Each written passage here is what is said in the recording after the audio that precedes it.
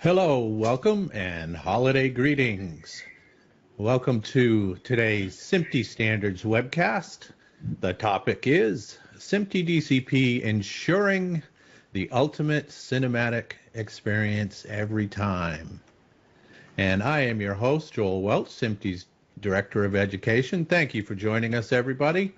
We have quite a few people registered for this. Very happy with the turnout, so thank you. And we do expect more people to arrive shortly, but I do want to do a little bit of housekeeping, and then I will introduce your speakers, so no worries with them losing any of the content from our subject matter experts. That's really why you came. If this is your first time with SMPTE Standards webcasts, there's a series of 60 to 90-minute interactive webcasts. We try to cover standards of interest. In this particular case, the DCP has come up as a topic of interest from a number of different directions. So we're hoping that you will find this webcast interesting. Also, these webcasts are free to everyone. I said they were interactive. That really is up to you, however. We need to ask that you ask questions to make them interactive. And you're welcome to type in your questions if you'd like, but we'd really prefer you ask the questions orally if you're brave enough to do so. Just type into the question box, I have an oral question. When the time comes, I will unmute you. You can speak directly to our presenters, and then when your question has been asked, I will remute you. And as far as the questions go, we will be taking, I think, 4 short breaks, actually a break at the end of each of the 4 sessions, 4 questions, and then there'll be 1 longer question and answer period at the end. Sessions are recorded for on-demand viewing, so you can go back and review, but also if you are ever unable to attend one of our standards webcasts, you can always find it on SMPTE.org or on YouTube as well. And as always, we will ask for your feedback, and in exchange for that information, we will provide you with a PDF of slides that are being presented today. And finally, if you participate in social media, please feel free to tell other people about the webcast and have them maybe join the next one. If you tweet, update your status on Facebook, Snap, whatever. Our handle is @SMPTEConnect, and the hashtag is #SMPTEWebcast. Our speakers today are Jack Watts with Deluxe Technicolor and Tomas Witkowski with Sundog Media Toolkit. And without further delay, Jack, I am going to turn the floor over to you. Let me just do one little thing here, and then the floor is yours. Thank you very much, Joe. So to everybody on the line, my name is Jack Watts. I'm Head of Technology and Development for Deluxe Technicolor Digital Cinema. And I'm Tom. Thank you very much for having us today. And I'm working in Sundog as a senior workflow engineer. Great. So today we're going to give you an overview of the SMPTE DCP, and more specifically the business or the potential business benefits that it can bring you, specifically within the distribution and exhibition mediums. Yeah, it's not only SMPTE DCP, it's general cinema format. So in order to elaborate further, we just want to give you a brief overview of trends within the cinema market, more specifically the history of cinema formats over the years. So Joe, with further ado, if you could you please play the video?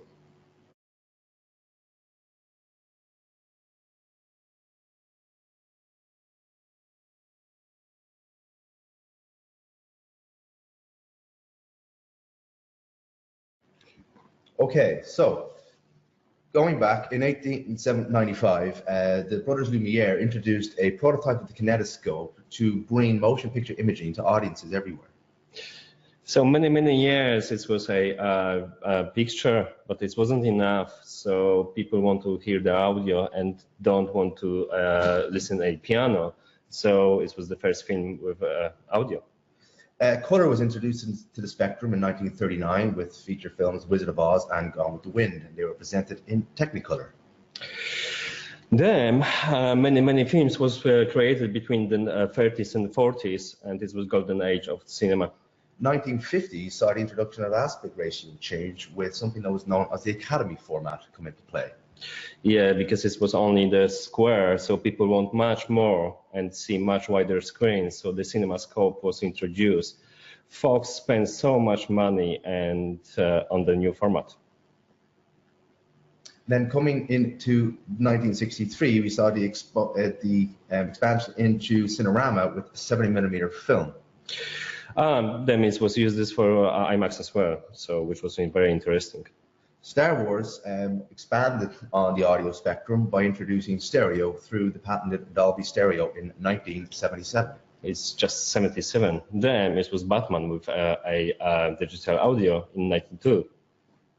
And I think it wasn't enough that 5.1 audio was existing, so in 1999 was added additional channels on the back, and it was AIX.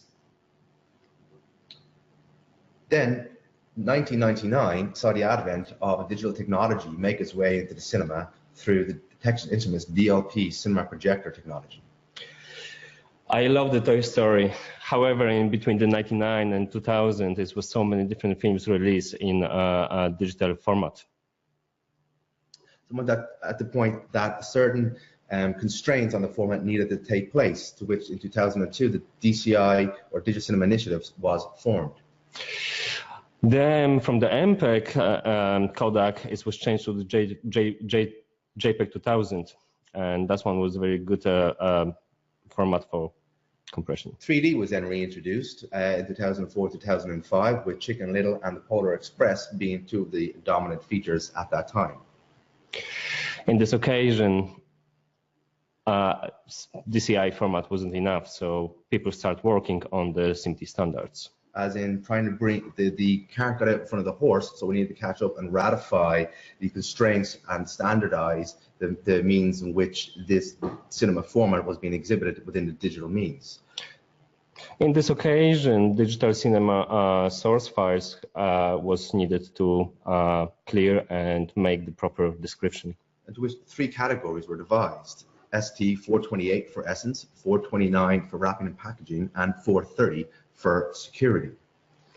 To ensure everything is working together. Correct. Then it was mixing so many different information about packaging, so let's extend this packaging, and now this packaging standards is used for the IMF.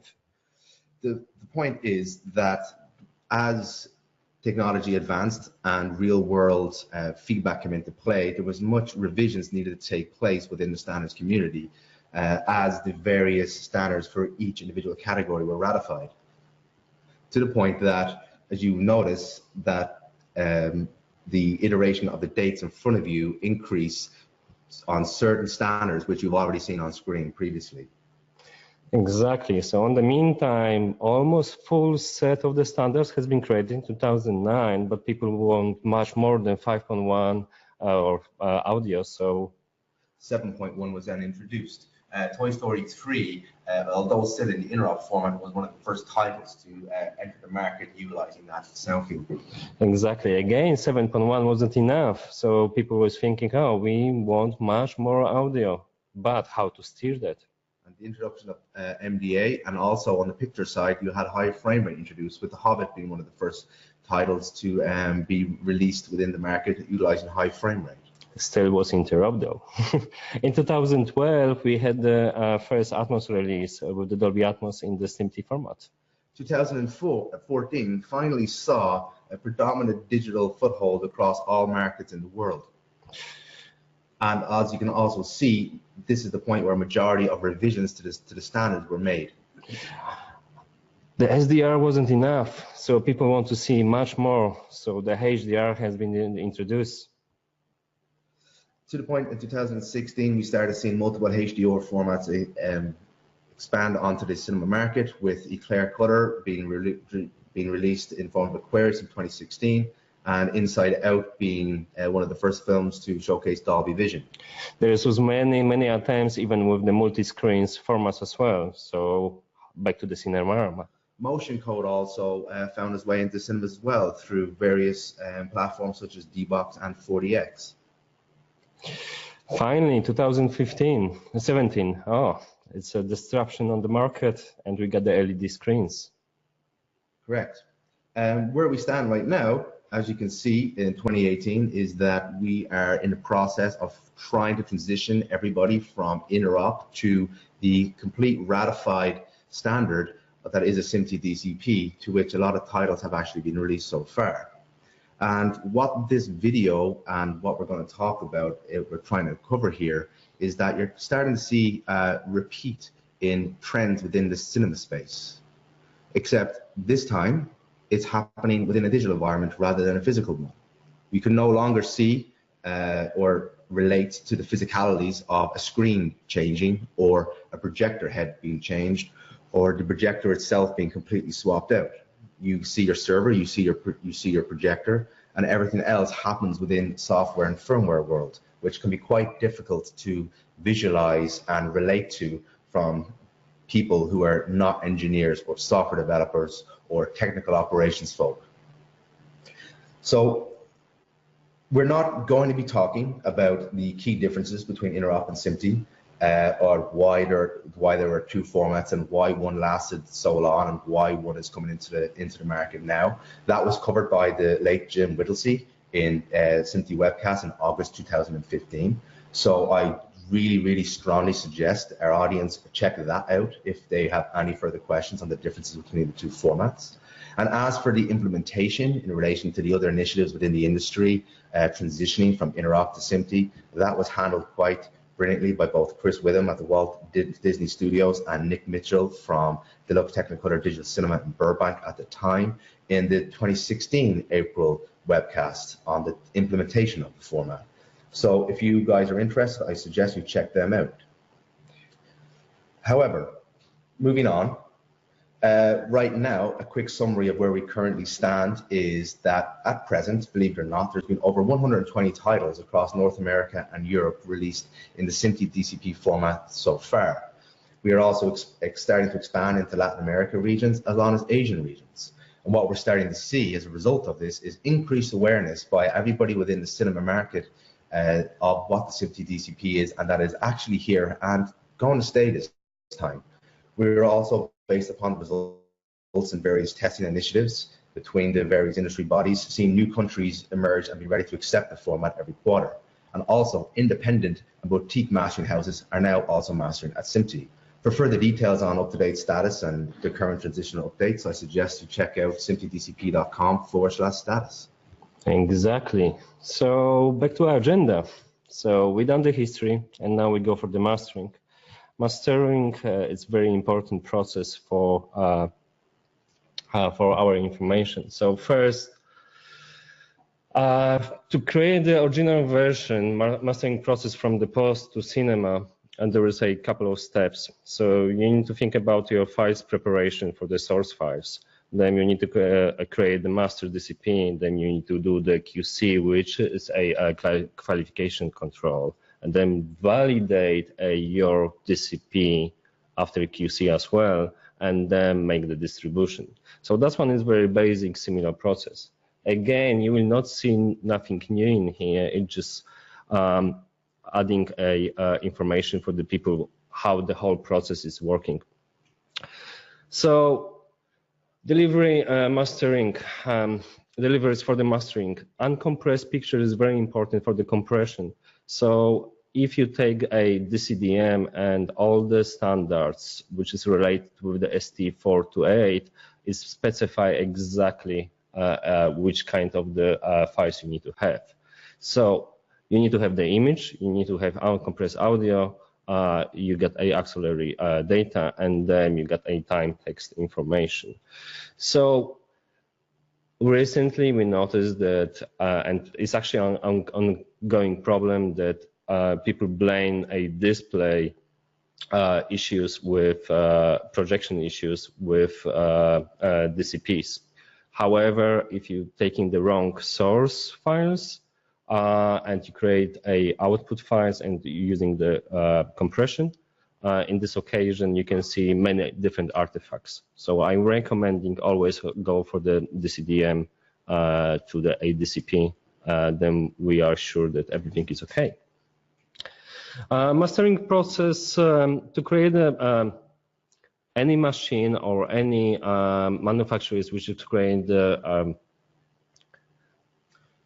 so which intend to support digital cinema functionality and the ability to create a DCP needs to effectively really study these documents, and not each individually. They also need to understand how each document relates to each other across all three categories: essence, packaging, and security.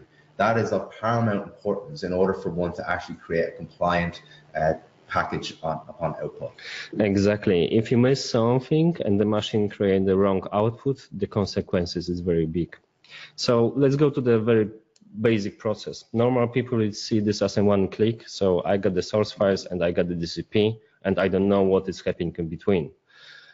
So all the standards on the previous slide is actually saying, okay, you need to have a proper source files. You need to have a encoding of the image. So you're taking your TIFF sequence and you make your JPEG 2000 with the specific parameters.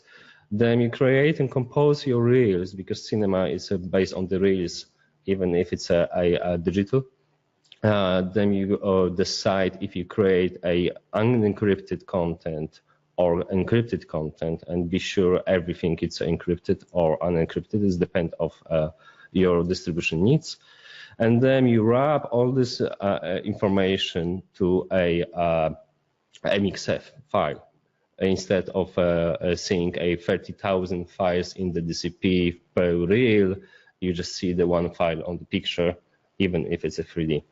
And then you actually package this to the CPs, so you can see your asset map, you can see a CPL, you can see your packing list, and you can see your MXF for each reel. And then it's become a validation, a QC process, which is very important. Very quickly, original version. To create the original version, this is you need the image and audio and your text files. So from the uncompressed, it's a first reel. Then you're adding the another reels. So we got in this occasion 8 reels. Sometimes it's 18 reels or 20 reels. Or there is a limit, of course, with the reels because there is a limit with the KDMs. You transform this to the MXF. Then you can add your hard of hearing subtitles or your captions. It depends on the territory how you call it. And then you can add your auxiliary track and, for example, Atmos track, etc. Then you create the CPL, and that's one. It's your first DCP, then which you can wrap to the folder. In this process, it's very important to add the metadata. Before that, on the interop, everything was typing by hand, and all the information, each operator was looking for the information, how I can code it. So we back to the metadata, very, very important thing, but on the mastering process, it was important to ingest that. In this occasion, SMPTE format. Actually, I can give you this slide. It's important to recognize that it's at this point in the mastering process where the details that are required by the mastering facility in order to populate the metadata fields that you see on screen in front of you are ready. Because you need to remember, it is this information that the downstream devices within the supply chain is going to be interpreting. So if it is not ready at the mastering stage, it cannot be injected later on, to the point that these values will hold a null value, therefore will be overlooked and not leveraged by the devices at either exhibition or within distribution. Exactly. So we will back to all this metadata. Let's go back a little bit to a QC process. So each post-production facility and mastering house is always take care about them, the systems. They always measure a screen, they measure the audio, and we're recommending always play the chart what you know for the each format what you create of the film. So QC and the validation together. So QC for the displays, you watch the film on the which is the display of the projector, and then you listen to the audio as well.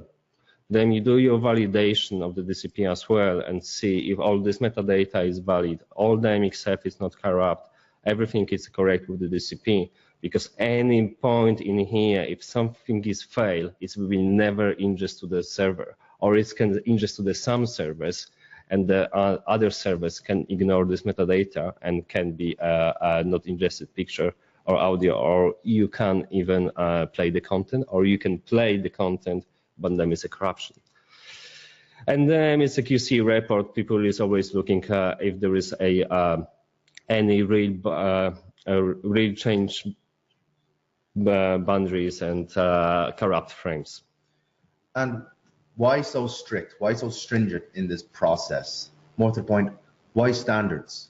So as we've moved through across the 15 years of time now where digital cinema has been around, there are now multiple players that manufacture servers, projectors, integrated media blocks that sit within the projector, storage pools that sit outside the projector that communicates to IMBs within the projector. There are multiple 3D devices. There are multiple generations of equipment, multiple different model numbers within the branch of one manufacturer. So if you calculate the number of combinations across all those devices, we are now in exponential figures when it comes to possible combinations across specific territories. That is a lot of information to track. That is a lot of time to ensure from a testing perspective that everything works. So adhering to standards gives us a level of interoperability to ensure that what you receive, no matter where you are, with what equipment that you present this package to, it will ingest and it will play. Exactly. So after this process, what we just show, it means you got your original DCP, so you can go to the versioning process. So sometimes you need to create a 300 plus versions per title. So it means everything is based on your OV's DCPs. So if OV DCPs fail in some occasion, everything is to be failed in the future. So be always care about OV DCP. So once we get the OV DCP, then we can do the versioning, then we do the packaging for the many multiple CPLs, etc. So there is 1,000 different ways how you can package that and which you want to select. Then you do the QC and validation for the each package and for the each version, and then you can go for the distribution and do ingest and validation, and then it's actually going to the display, so to the projection in the cinema. So in this occasion, the double version workflow is very simple. So you got your original version. In this occasion, you just duplicate the CPL, you add your dub audio, you prepare your picture inserts, and simply just add the audio on the timeline. As was before, we know that the picture is all right, and then we're adding inserts to the each components. For example, change the titles, change the end credits, and change the location. And then we got our dubbed CPL, so for example, French version or German version. Subtitles version workflow is very simple as well. So again, you duplicate the CPL on any way how you want. You add your subtitles track, wrap to the MXF, and then create your another version. So for example, French subtitles version. And then you get the OV. 3D, but with the 3D it's a little different. Maybe I can give you that. Yeah, so we still render into picture for 3D subtitles in order to preserve the variability of the subtitle spot within Z space. That is a function that is currently still not supported by a majority of, by all projectors. So for that reason, we still rendered into the image. Otherwise, if as time text and that it was an XML wrapped within a MXF, you would only get a static position within Z space. Exactly, and each version for the 3D subtitling is based on the OV, but you will replace the picture. However, is the reason the DCPs is so big, and each version is got the different picture. Okay, QC and validation, again, everything, be sure that everything is working everywhere. Many manufacturers need to do the test. So for example, if I am a manufacturer which produce a software for the mastering, I need to be sure that my DCPs created on this package working on the all servers. So the testing is required always if you create the new software. Even if you introduce the new standard and the new feature, you need to go back and actually QC that on many different devices, because the mastering house got access to the limited stack of servers and this projection systems. Finally, we got the DCP for the distribution. On the left side is collection of the files. On the right side is how you can translate this on the CPL. And for example, in this occasion, we get the SMPTE DCP, which will become the normal DCP. Yeah. So you can read very quickly which frame edit rate is it, how many reels you have, what the aspect ratio is, and how many, what the picture format is, and it's got the time text, is it encrypted, etc. So in this occasion, I think we can go for questions. And we do have a question in the queue. We're only going to take a couple of minutes for questions so that we don't fall too far behind, but please feel free to type your question, or if you'd like to ask a verbal question, you go right to the top of the list and you can ask your question first. But while we're waiting, our guest Gabe asks, what are the similarities and differences between DCP and IMF?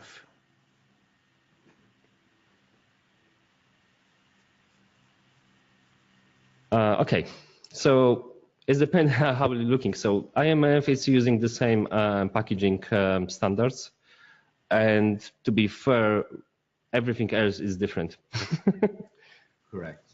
There are two very different applications. Okay. You can go more detailed if you want. I'm happy to go more detailed offline, but that question opens a can of worms. Exactly. So in this occasion, yes, it's using a component files made by, It is using componentized file-based media workflows similar to that of the Digital Cinema Framework. The underlying functionality of Essence being wrapped, time, text, data, and picture are the fundamentals are there. However, the MXF track file structure is completely correct. The actual, although they both use composition playlists, they have two very, very completely different structure definitions. So for example, if you take a picture image compression, so you can have a application to extend it where it's supporting the JPEG 2000, but it's totally different JPEG. You got at least 8 layers. You can go for the bitrate, which is up to 1600. It's much bigger. You can have a multiple tracks audio, so you can have two stereo audio in there. You can have the 5.1 in one version.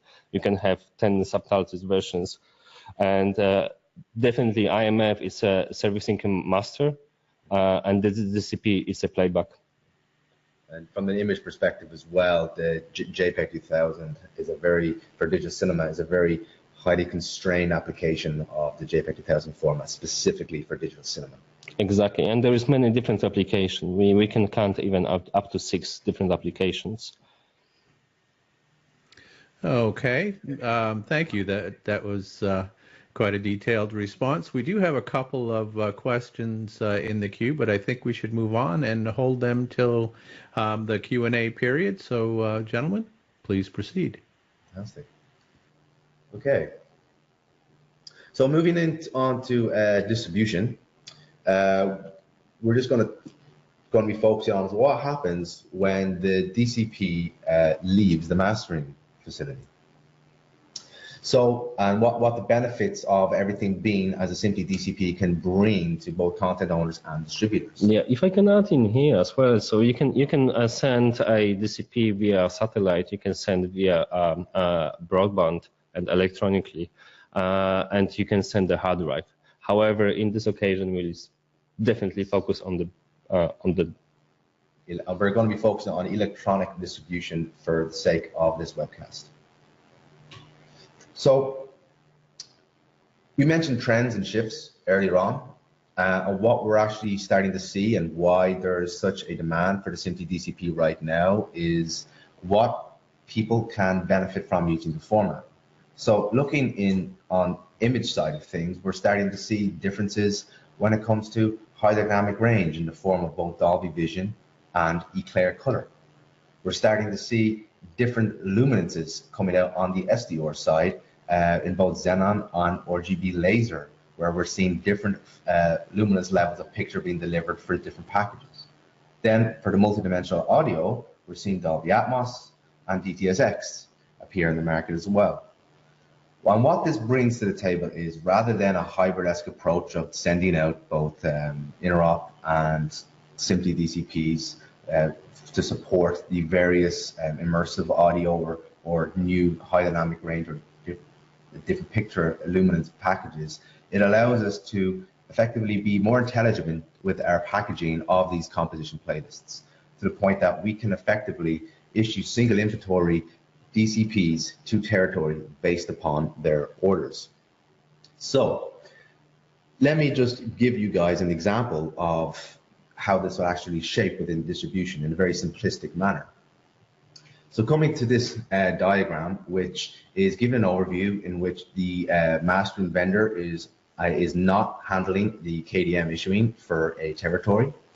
So what we see is up here, the bookings for the versions come in from the territory, mostly to the content owner's local office in that territory, to which they will then either get the yes or no approval from the parent body as to what versions should or should not go to that territory. Once that all is approved, relevant source content is greenlit to be issued to the mastering vendor that has acquired the job or the versioning work for that title, as well as the business systems getting the respective information in order for that versioning process to be facilitated at this vendor. Post complete in relation to the mastering process and QC process that Tom outlined in the previous section, the content is then issued to the partnered e-distributor for that specific territory, and the DKDM or distribution KDM issued to the KDM provider in order so that they can generate respective keys to issue to the cinemas in territory. Now, this in its own right presents some frustrations. Why is that? Because most frustrations in relation to KDM handling. Right now, we have accomplished by the various NOC providers being able to issue packages to the TMSs at cinemas, and then that TMS is able to issue the DCP to the respective server playback devices in said cinema. However, KDM is still somewhat of a pain or a frustration for a lot of the exhibitors in the manner in which it is being distributed. And why is that? Email exchange. A lot of KDMs and even partial packages to which certain last-minute fixes are made are still sent out via email. This can present a series of challenges in territory, especially for mass cinema chains with multiple sites, domain policies stretched across a variety of cinemas within multiple territories, all with their own security protocols associated with their email process. So some of these issues are caching issues. Are these files, the KDMs, the zip files, the partial packages, the contents contained therein, actually getting there? Are they being kept, or is there issues with the corporate infrastructure of that cinema chain? Again, handling add-ons. Does the cinema chain have additional add-ons or privately developed solutions in play to capture KDM specifically, to the point that those add-ons are only looking for KDM files therefore dropping or missing the correct targeted packages for that release. Has the domain changed? Has the URL provider changed? Has the route to that cinema changed? How is that being updated? How are the KDM providers being made aware of this? Are they getting updated information? The incorrect device is being targeted. Has the server been swapped out due to an upgrade? Has that information been relayed back to the respective KDM provider correctly and accurately? Incorrect validity dates. Was there a miscommunication? Was there a human error in the process as to why the wrong dates were requested? Lo and behold, if the partial package was caught, then you receive the KDM targeting a version that is not present, or you may receive a KDM that's targeting a version incorrectly. So what can we do to mitigate this problem? So I come back to this slide. I'm going to touch base on a suite of standards, the section 430 that we actually have not covered yet, which was security. And within that suite, there was something called FLM, which stands for Facility List Message. And what that does is effectively gives a summary of the device in question by providing it back to the respective NOC or handler for that cinema as to what that device is. Is it a projector? Is it a server? And how should it be handled? So by introducing FLM management to this distribution circuit, we actually see some more efficiencies being incorporated back into the distribution section of a supply chain, to the point that the FLM message is sent to the e-distributor or the NOC or the FLM provider in this case, to which they can then host an FLMX, which is the exchange protocol to which either the mastering vendor, KDM provider, and content owner can subscribe to ensure that they have accurate information pertaining to the devices that they will be targeting down in the latter part of this supply chain. And what does this mean? You get device details, and within the various annotation and extension properties within the FLM chunks, which again is also XML based, we can derive from that the projector capability based upon the details pertaining to that projector that we will receive. Is there server and audio processor license if you're receiving the same feedback in relation to those devices? What are they licensed for? Are they enabled in order to support certain features? What are the software and firmware versions? What are the device model numbers? You know, is that model that we see capable of this, of supporting this high dynamic range image? Can it support Eclair Color? Can it support Dolby Vision? Software and firmware versions are very important. For some devices that are paired, they are actually dependent upon each other in the fact that they are relational.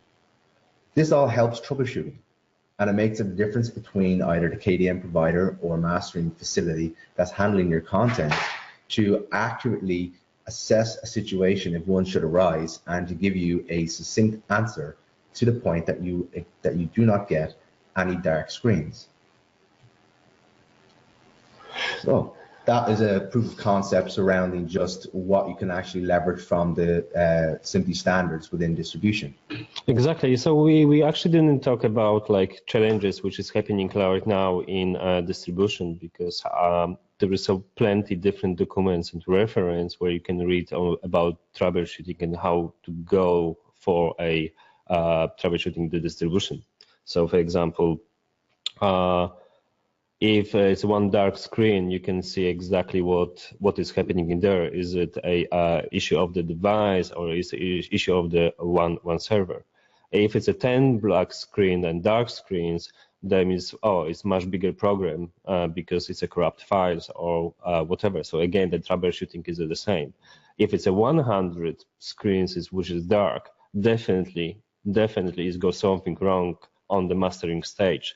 So it's mean you need to go and redo your CPLs and check it in there. To the point that majority issues that are generally encountered is not actually issues pertaining to the content itself, and either that being the essence contained within that content or the packaging format of that content. It is normally down to how that content is being either handled by the devices and their setup, or the manner in which a KDM has been issued, potentially out of human error based upon the interconnection of the various parties that all partake within the distribution process. I think for now we've done the distribution part, so Joel, back to you. So if we get any questions. We do. We have a number of them. Louise is a distributor from the Netherlands and asks, we have a couple of cinemas here that run on a specific manufacturer's servers, and they always have problems with subtitled versions of the SMPTE DCPs. The only way to resolve this is to burn the subtitles into the image.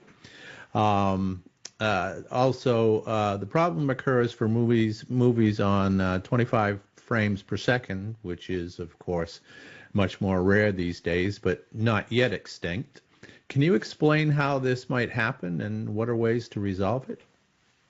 First thing, I think we know which sites is it, and we troubleshoot with these sites. But definitely, Jack got something in the mind with the strong opinion. Yeah, so this is coming back to a comment I made earlier on about the various combination of devices, to the point that, Louise, it sounds like you have a Series 1 projector that is not running is not fitted with a compliant Gore enclosure to satisfy FIBS within the SMPTE security standards outlined by 430, the 430 suite. And what that means is you may need to contact your integrator to verify the firmware and software versions that you have running within that projector, and then also verify that the server that you are running and that is connected and playing out to those projectors is actually also up to date, and that those devices are actually updated correctly, adhering to the manufacturer's instructions. That's very, very important. We have done extensive testing, and we do know that Series 1 projectors with the right Gore enclosure model installed have no problem playing back SMPTE subtitles. This is something that unfortunately you need to contact your integrator on. Okay, and one more question before we move on, and this one comes from Dolapo. What will cause a failed or corrupted 3D subtitle CPL for material to be released in a DCP at cinemas? So in this occasion, again, so that's one 3D subtitling. It's a burn-in the picture, so in the image. So it's a totally new picture. In this occasion, if it goes something wrong with the 3D subtitling, it means it goes something wrong with a picture. So with the audio with MXF. So it could be a drop frame in MXF. It can be corrupt MXF frame. So it means it can switch the eyes, etc., etc. So currently, Series 1 and Series 2 projectors, they doesn't support the Z. And we burn in subtitles. And to the point that although there's many stringent QC processes in place, mistakes do happen, and sometimes things do get out to the point where you may have corrupt frames or an inaccurately placed subtitle in Z space, causing some parallax discomfort. These things do happen, unfortunately, and that is why often they can be picked up, and at that point, it's too costly to redistribute the entire package. So you may actually receive like a partial package on email with a single frame, with a single second of 24 frames, for example, to maybe patch that instance if need be, or you will get an additional CPL edit sent out to you in order to patch that correctly. Exactly. Thank you. The final question for this period, I told Angelo I would hold it till the end, but Angelo, I'm going to ask it now. Angelo's a good friend of SMPTE. Performing the QC and validation of the DCPs requires that the systems that perform the QC and validation are also subjected to their QC and validation. Who guarantees this? So there is within the DCImovies.com, you will see a very lengthy document. Now that's titled the Compliance Test Plan, and what that does, that actually effectively outlines the correct behavior to which any form of validation software should conform to when validating packages. And also you can do many different ways of the validations. Some of the software, if it's based on the open source, not necessarily the code is good. So the validation of the process sometimes is just reading the metadata and then check if the files is there. And the second process is actually take and unwrap the MXF and check exactly what is in the file, compare this to the MXF metadata, and then is going back to the CPL and compare that to the MXF metadata, what was included in the CPL, and then back to the package and check everything if it's there. Also, back to the different mastering stations, they can do the mistake and, for example, pass through a subtitling or pass through some kind of the metadata, not necessarily even checking that. So, for example, if you create the DCP from the source, like original DCP is much easier if you create to find the issue. But sometimes the mastering houses is receiving already done the DCP by somebody, and then just as we explained this on the dubbed version or subtitled version, it just add additional the tracks. So it's reuse all this information what was before. So it depends which mastering software is doing that and check before what is happened. Then the validation is it's an important thing. So again, that's one is at least 10 to 11 different ways how you can do it. And finally, WCracked says the FLM is just another XML file within the DCP, and that's all we have.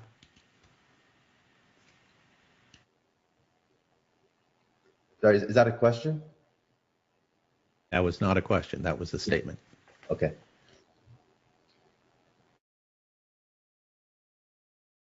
Okay, moving on. So, looking into exhibition, we're going to start looking at how exhibition can leverage some of the metadata components within a CPL and what potential proof of concept benefits that it can bring. So first one up is markers. So markers are, again, placed within a CPL, indicating various key transitional states of importance in such a case of when is the actual feature start, where are the credits, where is the main title, where is an intermission, when do the movie credits begin, and when does the film actually finish. So what does this mean? What does this bring to the table? What can people extrapolate from this?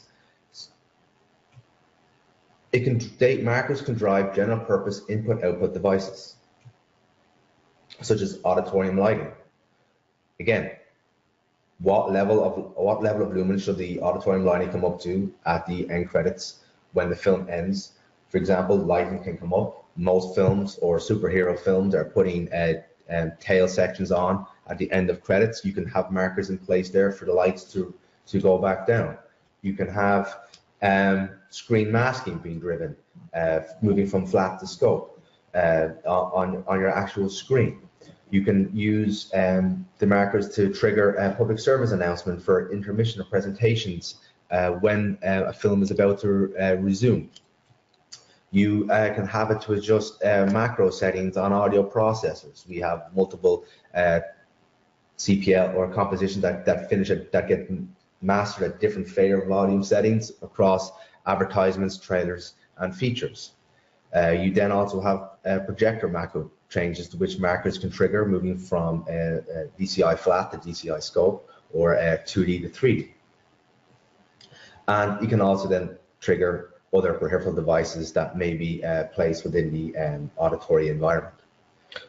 And what this does is satisfies auditorium health and safety requirements, especially where the lighting is concerned, as that is a big one for majority of exhibitors, to make sure that people can actually find their way to the emergency exits on time or are able to freely move around.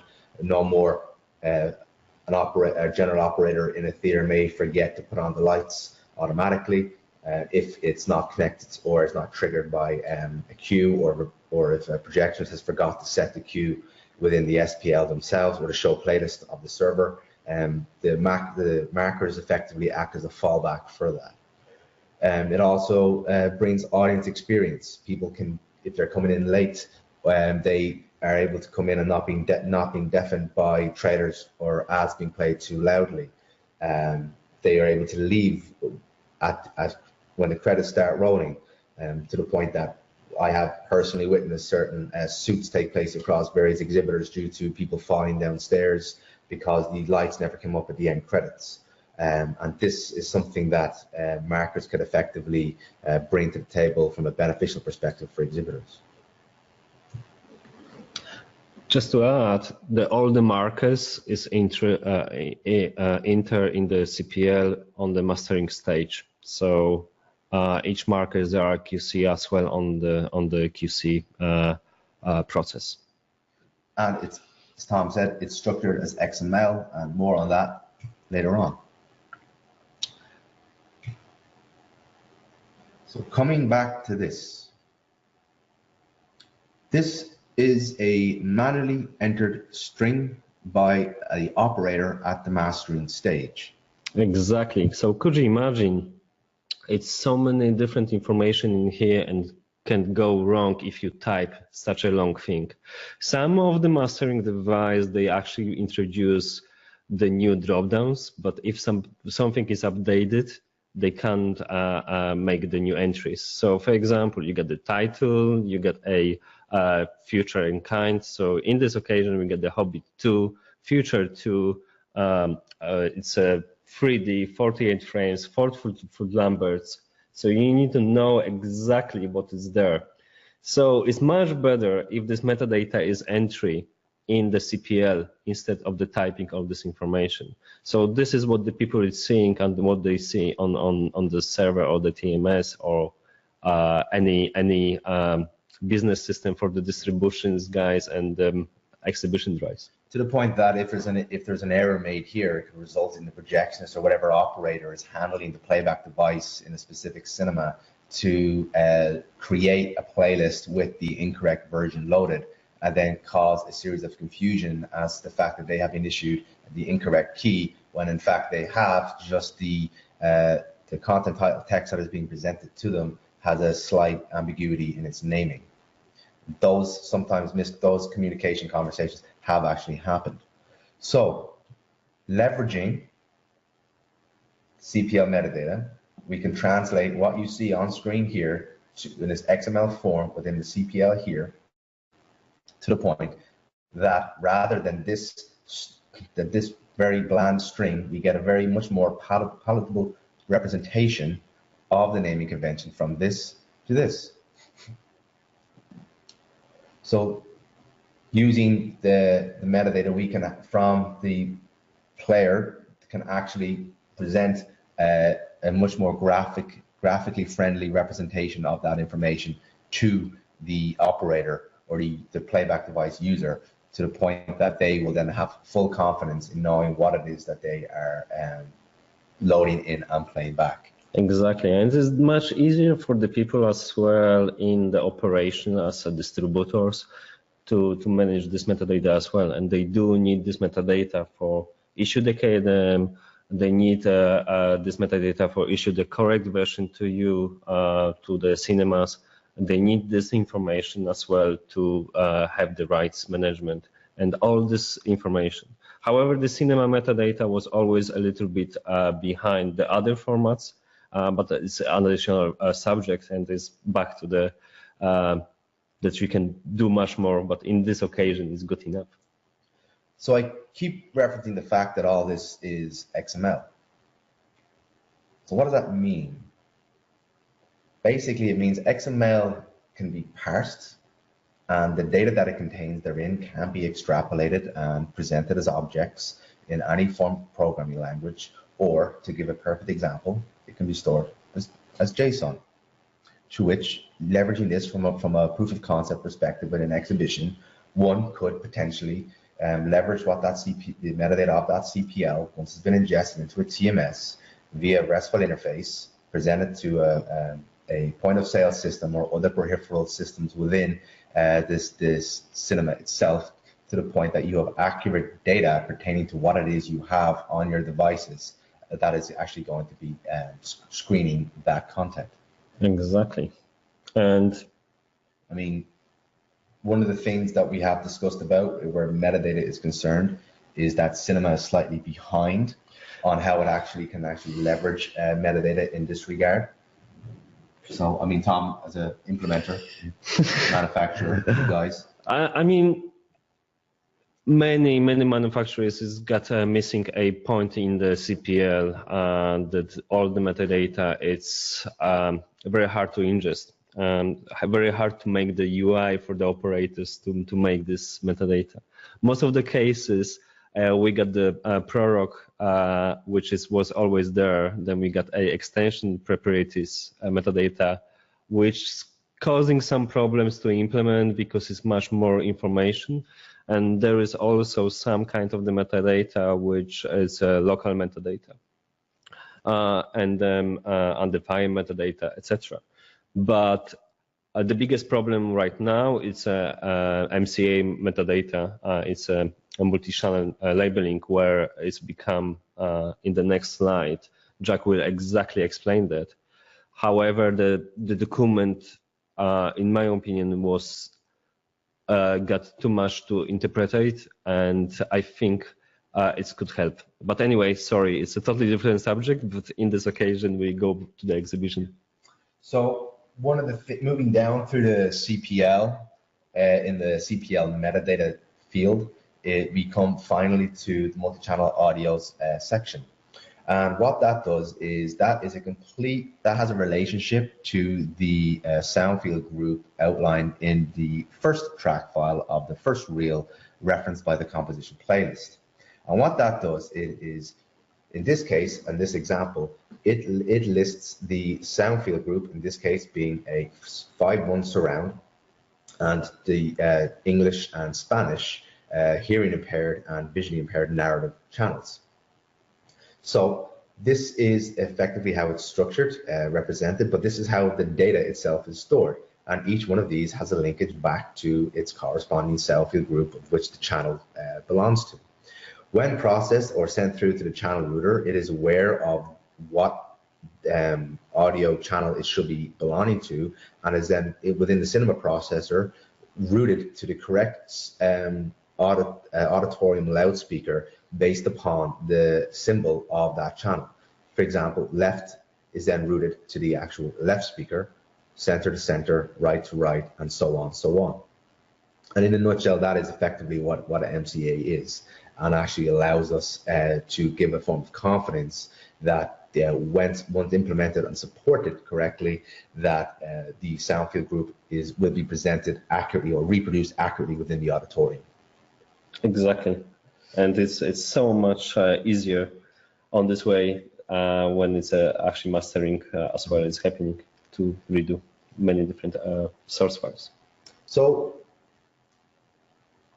moving on from the ingestion stage, we start looking at now another proof of concept when it comes to building your playlists, and what one can actually, or implementers could present to end users to prevent headaches for exhibitors.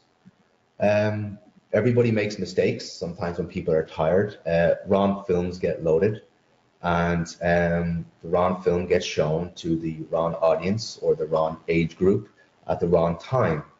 And then what happens is we start seeing headlines like this appear in papers. On Twitter, Facebook, social media, people giving out things saying, how could this happen? And then we get people's opinions of cinema chains and exhibitors being quite vocal, in the sense that they can come out with statements like this.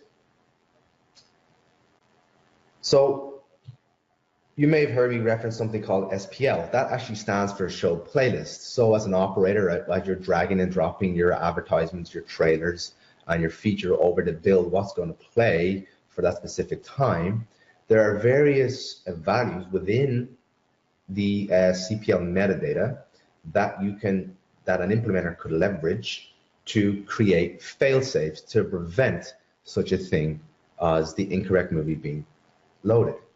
In that you could allocate that this playlist is PG-13 or Europe PG or 12A. And what that does is prevents you from adding any content that has a rating tag greater than that to the playlist. The same thing is if you allocate that this is a territory, that this version or this SPL is specifically for the French market, it actually will only allow you to allocate French or dubbed versions dependent.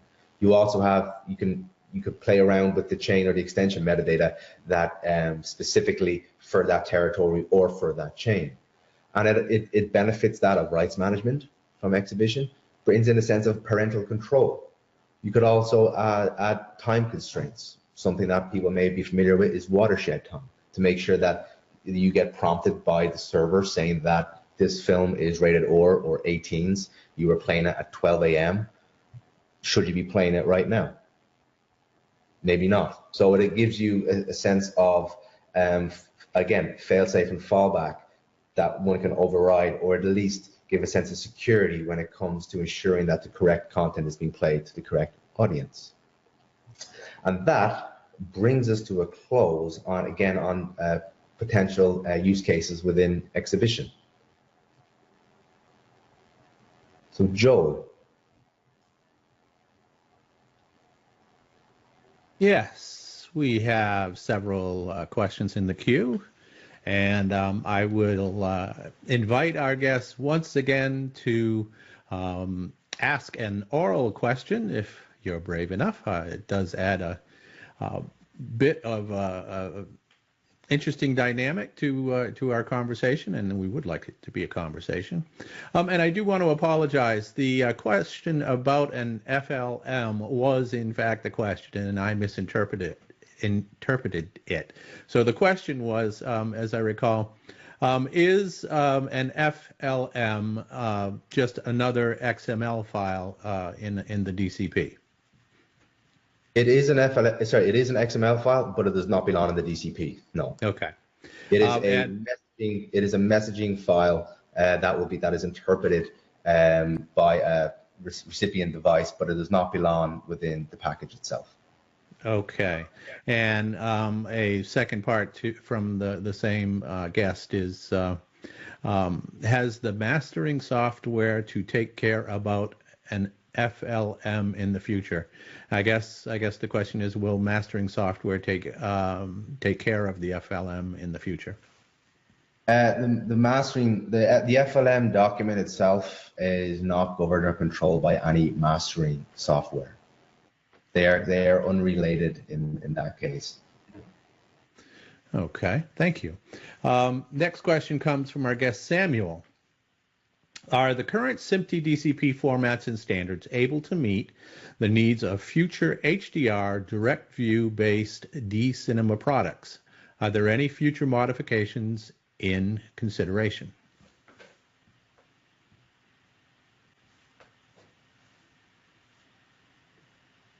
So there is options within the metadata, for example, extension metadata, to incorporate your exclusive metadata extension. As for any specific, because HDR is still not 100% standardized, so there are different implementations of it. For example, Dolby Vision and Eclair Color both leverage that extension metadata component within the CPL, to the point that they both have specific partnerships in play with dedicated manufacturers to support their image definition of HDR. So if you were looking for any sort of bespoke, that would be a question of who you intend to handle the implementation. Also, there is the packet, the SMPTE DCP itself does allow a level of foundation to extend and to support ongoing developments. But there is still a lot of work going on within the standards community in order to support such initiatives. So a follow-up from Samuel, I'm going to paraphrase it, is that does SMPTE DCP support other HDR formats in addition to those that it currently does, or will it? And he named two manufacturers in particular. I can add in there. So to be fair, it can support as far as it's a valid SMPTE DCP.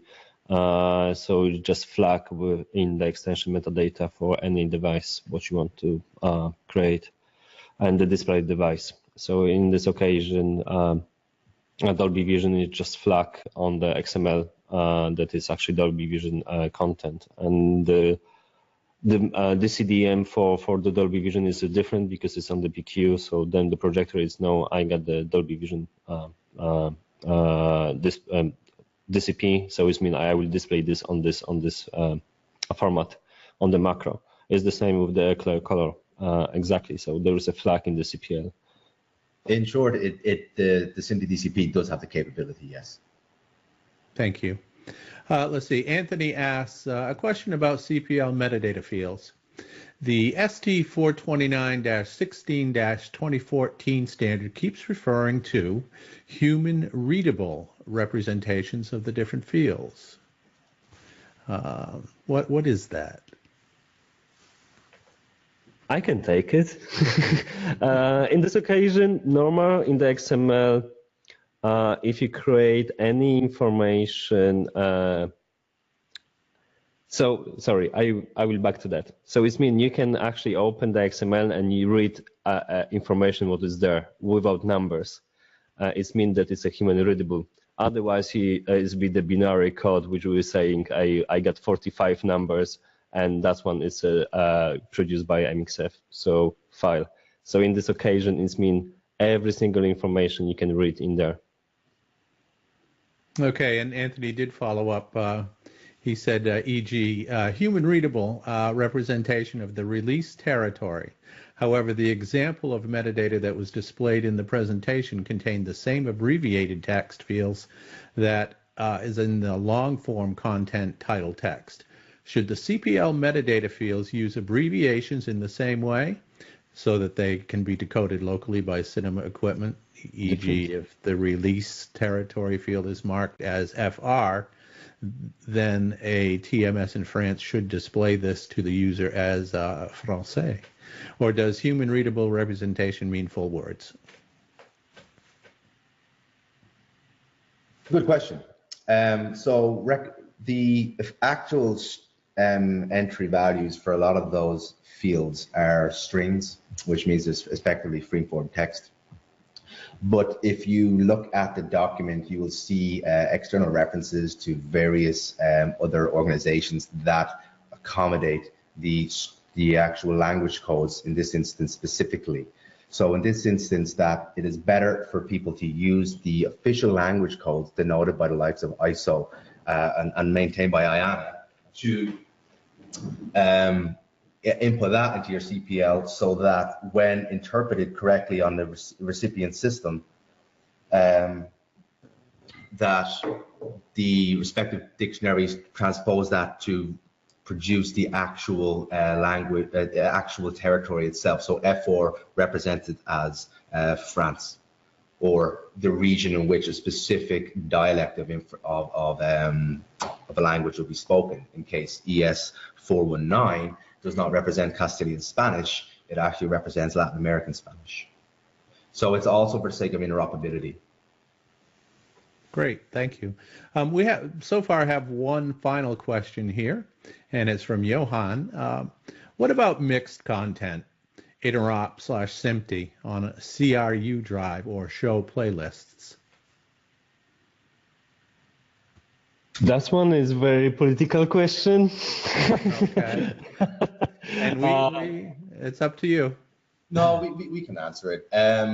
So yeah, there can be issues between switching between interop and SMPTE content within show playlists. It can also be dependent upon the combinations of the devices in question.